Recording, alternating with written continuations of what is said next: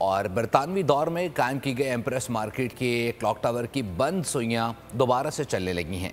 मजीद तफसीलात जानते हैं अपने नुमाइंदे कफील अहमद से, जो इस वक्त एम्प्रेस मार्केट पर मौजूद हैं। कफील, बताइएगा।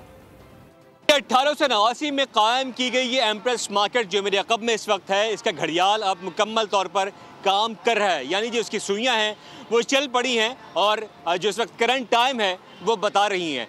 हम अगर बात कर लें गुज़िश्ता कई अरसे से जो है इसकी जो घड़ियाल था वो ख़राब था और वो टाइम नहीं बता पा रहा था। कराची एक बासलाहियत नौजवान और घड़ी साज थे, उन्होंने ना सिर्फ इसको सही किया है बल्कि इसमें जो जदीद मशीनरी है उसको नस्ब किया गया है और इसमें सोलर पैनल भी जो है वो लगाया गया है। तो अब ये सही वक्त जो है वो बता रही हैं और मेरे कैमरामैन भी दिखा सकते हैं कि अब वक्त जो है वो बिल्कुल दुरुस्त अंदाज में जो है वो बताया जा रहा है, जो कि यहाँ के देखने वालों के लिए यकीनन ये एक तारीख़ी विरसा है जो कि इस वक्त कराची में मौजूद है, जिसको ना सिर्फ जो है वो अब मुकम्मल तौर पे फाल जो है वो कर दिया गया है और अब ये सही जो है वो वक्त बता रही है।